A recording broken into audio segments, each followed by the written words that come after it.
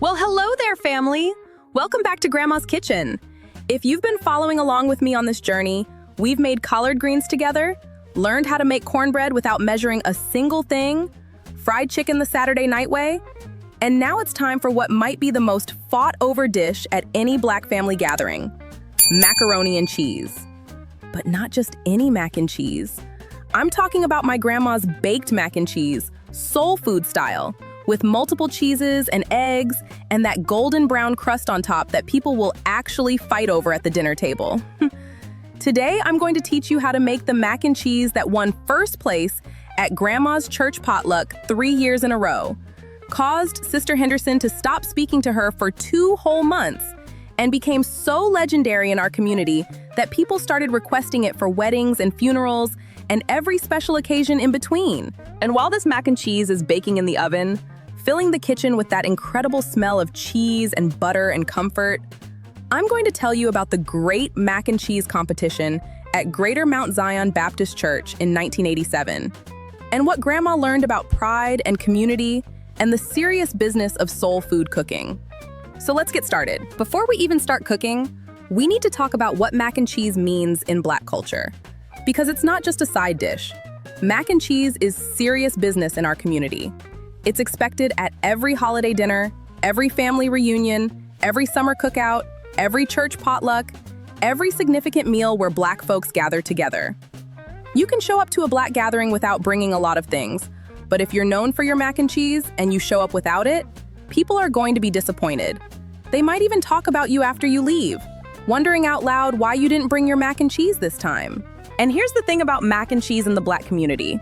Everybody's mama or grandmama makes the best mac and cheese, and nobody can convince them otherwise. People are fiercely loyal to their family's recipe, defending it like they're defending their mama's honor. I've seen full arguments break out at family reunions over whose mac and cheese is better. I've seen people get their feelings genuinely hurt because somebody said their mac and cheese was too dry or too wet or not enough cheese. Grandma used to laugh about it, but she understood it too. She'd say, mac and cheese brings people together around the table, but it can also start wars if you're not careful. So when you make mac and cheese for other people, especially at a church function or a big family gathering, you're entering contested territory. You're putting your cooking skills up against everybody's mama and grandmama. And you better bring your absolute A game, because people will remember if your mac and cheese was good, and they will definitely remember if it was bad. Now let me tell you about the Greater Mount Zion Baptist Church Women's Ministry Potluck of 1987. I wasn't even born yet when this happened, but Grandma told me this story so many times throughout my childhood that I feel like I was there in that church fellowship hall, watching it all unfold. Every year, the women's ministry had this big potluck dinner after service on the second Sunday in May. It was supposed to be just a fellowship meal, a time for the church family to gather and eat together. But every year, even though nobody said it out loud, it was absolutely a competition. Women would bring their very best dishes, the ones they'd spent hours preparing, hoping to impress people, hoping to be talked about in a good way, hoping to be asked for their recipe. For 5 years running, Sister Mary Henderson had been the undisputed queen of that potluck with her macaroni and cheese. Her mac and cheese had become legendary at Greater Mount Zion. Creamy, perfectly seasoned, cheesy in all the right ways, with that beautiful golden crust on top that looked like something from a magazine. People would literally line up early, before the pastor even finished blessing the food, just to make sure they got some of Sister Henderson's mac and cheese before it inevitably ran out. And it always ran out. Every single year, her dish would be scraped completely clean, while other perfectly good dishes still had plenty left. Sister Henderson was very proud of her mac and cheese, and honestly, she had every right to be. It was exceptional. But in 1987, Grandma decided she was going to bring her own mac and cheese to that potluck. She'd been making mac and cheese for years for our family, and we absolutely loved it. My mama says it was one of the first dishes she learned to make from Grandma, standing on a stool in the kitchen, watching those hands work.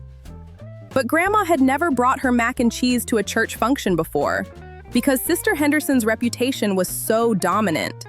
Why compete when you already knew you couldn't win? But something in Grandma that year said, you know what? My mac and cheese is just as good as hers, maybe even better. It's time to find out.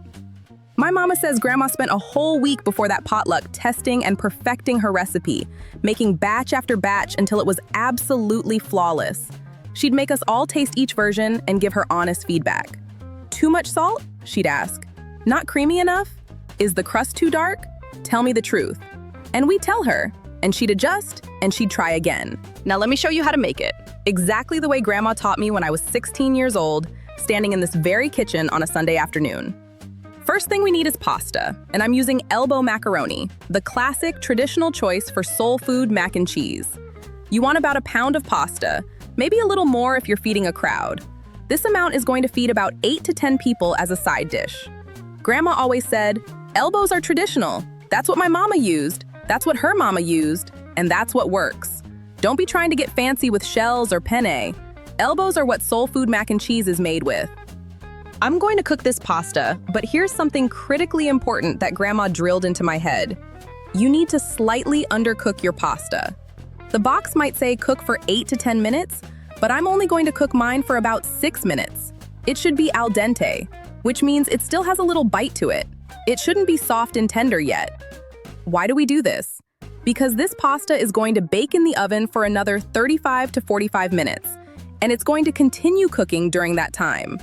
The pasta is going to absorb moisture from the cheese sauce, and if you fully cook it now, it's going to be complete mush by the time the mac and cheese comes out. And nobody wants mushy mac and cheese. Grandma used to say, mushy mac and cheese is a crime against good food. Don't let me catch you making mushy mac and cheese in my kitchen. I've got my water boiling here with a good amount of salt in it. The water should taste noticeably salty, almost like ocean water. This is your only opportunity to season the pasta itself from the inside. The pasta is going to absorb some of this salted water as it cooks. If you cook your pasta in plain water, it's going to taste bland no matter how much you season everything else. I'm adding my elbow macaroni now, giving it a good stir so the pieces don't stick together. And I'm setting my timer for exactly 6 minutes. While that pasta is cooking, let me tell you what happened when Grandma arrived at that church potluck. She brought her mac and cheese and her mama's old casserole dish. The one with the little chips on the edges, but that held heat better than any new dish. That dish had been to hundreds of gatherings over the years. It had its own history. Grandma told me that carrying that mac and cheese into the fellowship hall, her hands were actually shaking a little. She was nervous. What if people didn't like it? What if they compared it to Sister Henderson's and found it lacking? What if Sister Henderson herself got offended? But she did it anyway. She set that dish down right next to Sister Henderson's mac and cheese, and she stepped back, and she took a deep breath, and she waited to see what would happen. All right, my pasta has been cooking for exactly 6 minutes. I'm draining it now, pouring it into this colander. I'm letting it drain completely. You want all that water out. Give the colander a few good shakes. And here's something important. Don't rinse your pasta after draining it. That starch coating the pasta is going to help the cheese sauce stick to every piece. If you rinse it, you wash away all that helpful starch. So just drain it thoroughly and set it aside. Now I'm making the cheese sauce, and this is where all the magic happens. This is what separates good mac and cheese from legendary mac and cheese. I'm starting with butter, half a stick, 4 tablespoons. I'm putting it in this saucepan over medium heat, letting it melt completely. Once the butter is melted, I'm going to make a roux. That's butter and flour cooked together, and it's what's going to thicken our cheese sauce. I'm adding about 1/4 cup of all-purpose flour to this melted butter, and immediately I'm whisking it constantly. See how it's coming together into a paste? That's exactly what we want. This should be smooth without lumps. Grandma would say, keep that whisk moving. If you let it sit still, it'll burn. And burnt roux tastes terrible, and there's no saving it. I'm cooking this roux for about 2 minutes, stirring constantly, until it smells nutty and toasty and has gotten a shade darker. This cooks out the raw flour taste. If you don't cook your roux long enough, your cheese sauce will taste like raw flour. But don't cook it too long or it'll burn. Now, I'm adding milk to this roux, and I need to do it slowly while whisking constantly. I'm using whole milk, 3 full cups of it. Grandma was absolutely insistent about using whole milk. She would say, don't be using that skim milk or that 2% half-hearted milk. We are making soul food mac and cheese, not diet food. We need whole milk for the creaminess and flavor. This is not the time to be counting calories. I'm adding the milk a little at a time at first, whisking it into the roux until it's smooth before I add more. This helps prevent lumps. After the first cup is incorporated, I can add the rest faster, but I'm still whisking constantly to keep everything smooth. Once all the milk is added and smooth, I'm going to let this simmer gently for a few minutes, stirring occasionally, until it thickens enough to coat the back of a spoon. You'll know it's ready when you can draw a line through the sauce on the spoon, and the line stays there. While that's thickening, let me tell you about Grandma's cheese blend. This is crucial. This is what makes her mac and cheese different. She used 3 different cheeses in specific proportions. First, sharp cheddar cheese, the foundation. Sharp cheddar has bold flavor that stands up to everything and makes sure the mac and cheese tastes like cheese. I'm using about 3 cups of shredded sharp cheddar. I buy a block and shred it myself because pre-shredded cheese has anti-caking agents that can make the sauce grainy. Second, mild cheddar cheese, about a cup. The mild cheddar adds creaminess and smoothness without being too sharp. It balances out the sharp cheddar and makes the overall flavor more rounded. And then the third cheese, Grandma's secret weapon, Velveeta. About half a pound, cubed. Now I know some people turn their noses up at Velveeta. Grandma knew about those people. She'd say, "Let them talk. Velveeta is what makes it smooth and creamy and stable. It's what makes it reheat beautifully." That's the secret those food snobs don't want to admit. My milk sauce has thickened perfectly. Now I'm adding my cheese gradually, a handful at a time, stirring until each addition melts before adding more. First, the sharp cheddar. See that beautiful yellow-orange color? Now the mild cheddar. And now the Velveeta cubes. Watch how smoothly these melt. Look at this sauce now. It's thick and creamy and smooth and gorgeous golden orange. Now I'm seasoning it. Salt, about a teaspoon, but I'm tasting as I go because the cheese is already salty. Black pepper, half a teaspoon. A tiny pinch of cayenne for warmth. And Grandma's secret ingredient that nobody ever guessed, a teaspoon of dry mustard powder. This adds depth that makes people say, "What is that flavor I can't place?" I'm tasting this sauce. It should taste amazing right now. This is perfect. Now here's what makes Grandma's mac and cheese special. She tempered eggs into the sauce. 3 beaten eggs. The eggs make it set up when baked so it holds its shape, and they add richness and custard-like texture. But you must be careful. If you dump raw eggs into hot liquid, they'll scramble. So I'm tempering them. I'm adding about a cup of hot cheese sauce to the beaten eggs while whisking constantly. This gradually warms the eggs. Now I can add this egg mixture back to the pot while whisking. See? Smooth, no scrambled eggs. Now I'm combining this cheese sauce with my drained pasta. I'm putting the pasta in this large bowl and pouring all the cheese sauce over it. I'm stirring it all together, making sure every piece of pasta is completely coated. Grandma would say, every piece should be swimming in cheese. Don't leave any pasta naked. I'm transferring this into my 9x13 baking dish, spreading it evenly.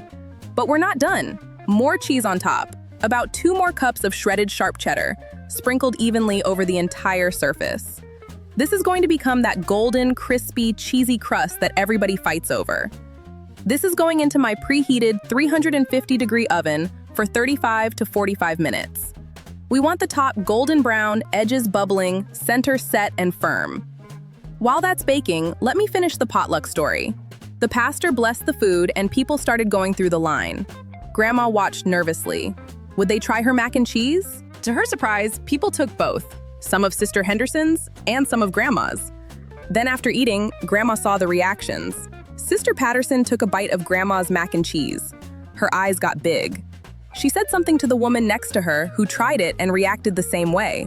People started going back for seconds, many getting more of Grandma's mac and cheese. The comments started, "Who made this? This is delicious. This is different from Sister Henderson's, but it's so good." Grandma felt proud, but then she looked at Sister Henderson. She was watching and her face showed hurt. After the meal, women asked Grandma about the recipe, but Sister Henderson left without saying goodbye. The next Sunday, Sister Henderson didn't speak to Grandma. This went on for 2 months. Finally, Grandma approached her and said, "Have I offended you?" Sister Henderson's eyes filled with tears. "You embarrassed me. For 5 years, everybody loved my mac and cheese. Then you brought yours and everybody liked yours better. I felt like I wasn't special anymore. Grandma's heart broke. I never meant to hurt you. Your mac and cheese is wonderful. Mine being good doesn't make yours less good. There's room at the table for both of us. They talked for a long time. Sister Henderson admitted she'd gotten too attached to being known for her mac and cheese. Grandma admitted she'd been competitive. They both apologized and became real friends. They started bringing both mac and cheeses every year. Instead of competition, it became abundance. Let me check this mac and cheese. We're at 35 minutes. The edges are bubbling and the top is golden. I'm giving it another 10 minutes. What Grandma learned shaped how I think about cooking and community. She learned there's room for everybody's gifts. One person's success doesn't mean another's failure. She learned pride is good, but when it's about being the only one recognized, it's a problem. She learned community is better than competition. And she learned food is never just food. It's how we love each other, show care, connect to our past.